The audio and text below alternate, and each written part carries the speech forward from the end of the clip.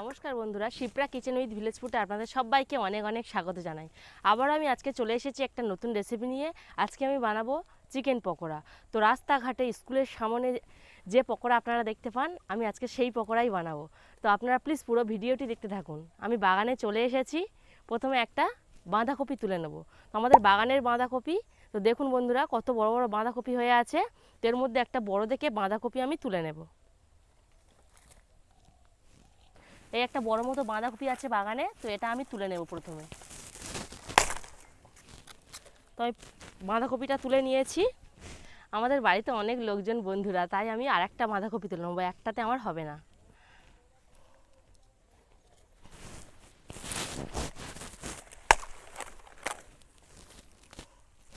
তো আমি দুটো বাঁধাকপি নিয়ে নিয়েছি, এবার আমি রান্নাঘরে চলে যাব।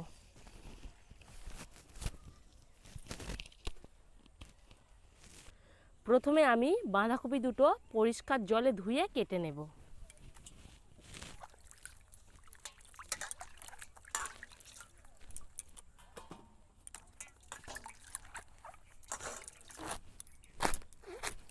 দেখুন বন্ধুরা কত সুন্দর ভিতরটা, একদম গাছের তাজা বাঁধাকপি।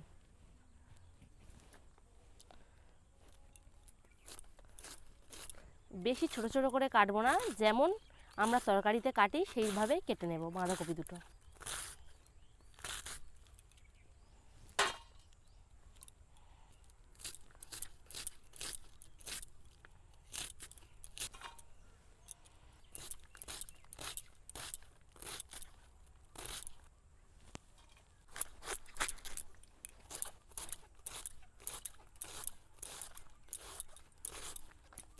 বাঁধাকপি দুটো আমার কাটা হয়ে গেছে, এবার আমি এর মধ্যে কিছু মশলা মাখিয়ে নেব। প্রথমে আমি এর মধ্যে স্বাদ মতো লবণ দিয়ে দেব, পরিমাণ মতো হলুদ গুঁড়ো দিয়ে দেব, পরিমাণ মতো লঙ্কা গুঁড়ো দিয়ে দেব, দিয়ে আমি ভালো করে মাখিয়ে নেব।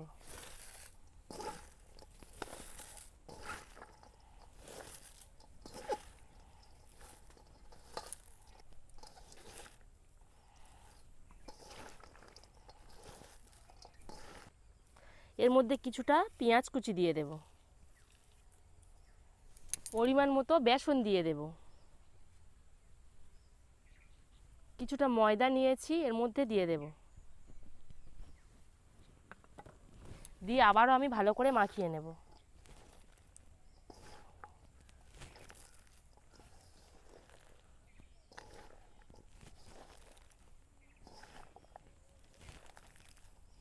এর মধ্যে আমি 3টে ডিম দিয়ে দেব।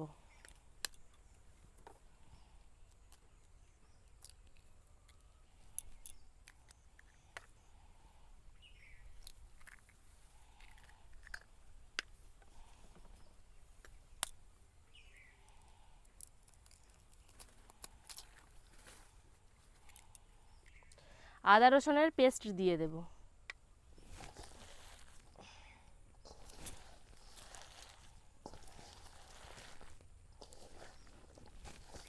আমার মাখানো হয়ে গেছে, এবার আমি এটা 10 মিনিটের জন্য ঢাকনা দিয়ে রেখে দেব।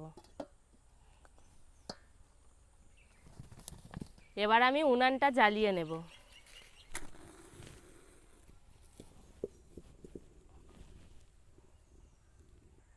কড়া গরম হয়ে গেছে, কড়ার মধ্যে আমি সাদা তেল দিয়ে দেব। এর মধ্যে আমি পেঁয়াজ কুচি দিয়ে দেব,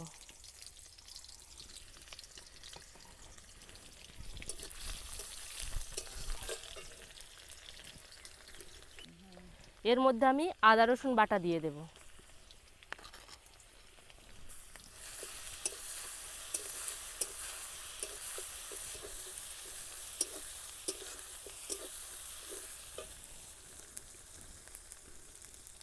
আদা রসুনটা আমার ভাজা ভাজা হয়ে গেছে, কারণ আমি 500 গ্রাম চিকেন নিয়েছি। এটা এবার এর মধ্যে দিয়ে দেব।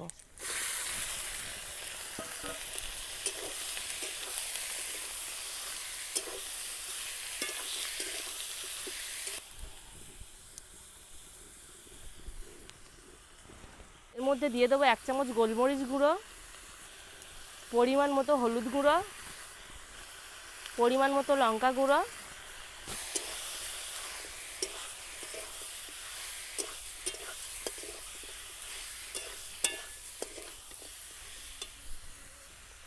1 চামচ লবণ দিয়ে দেব।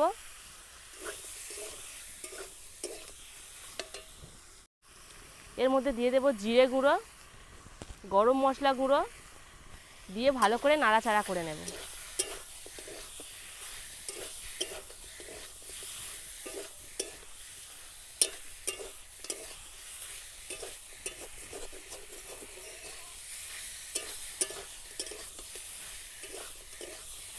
চিকেনগুলো আমার ভাজা ভাজা হয়ে গেছে দেখুন বন্ধুরা। এবার আমি এটাকে নামিয়ে নেব।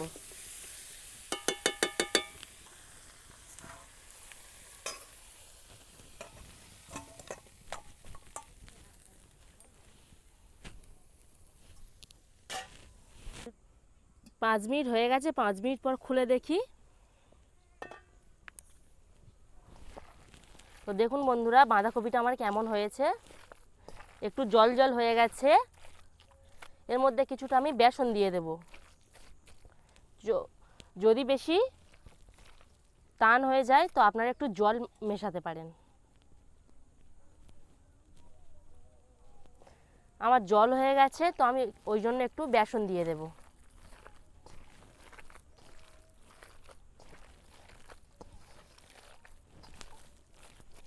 এবার আমি এগুলোকে পকোড়ার আকারে তৈরি করে নেব।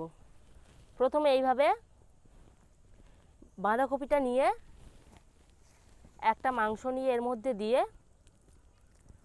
ভালো করে এটাকে 2 হাত দিয়ে গোল করে নেব পকোড়ার আকারে। তো আমার একটা তৈরি হয়ে গেল। এইভাবে আমি সবগুলো তৈরি করে নেব।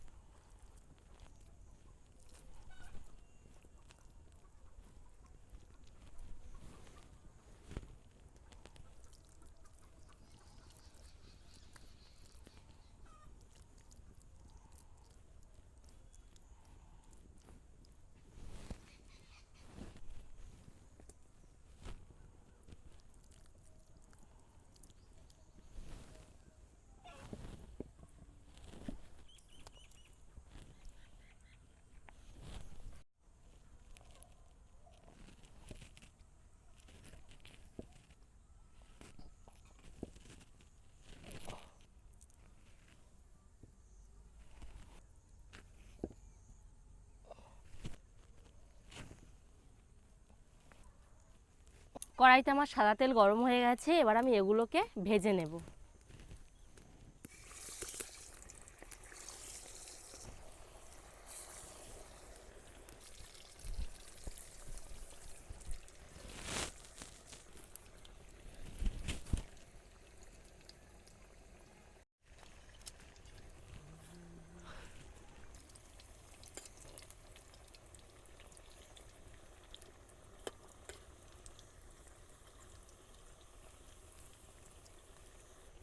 তো দেখুন বন্ধুরা পকোড়াগুলো আমার লাল লাল করে ভাজা হয়ে গেছে। এবার আমি এগুলোকে তুলে নেব।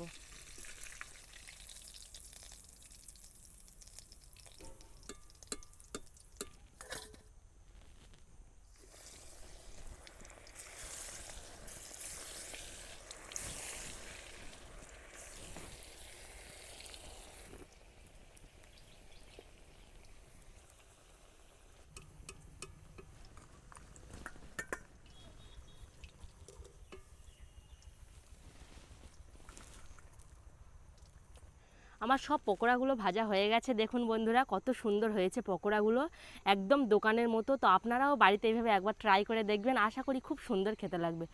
আমার এই ভিডিওটি যদি আপনাদের ভালো লেগে থাকে তাহলে প্লিজ আমার চ্যানেলটিকে সাবস্ক্রাইব করে দেবেন এবং লাইক শেয়ার করে পাশে থাকবেন। নমস্কার।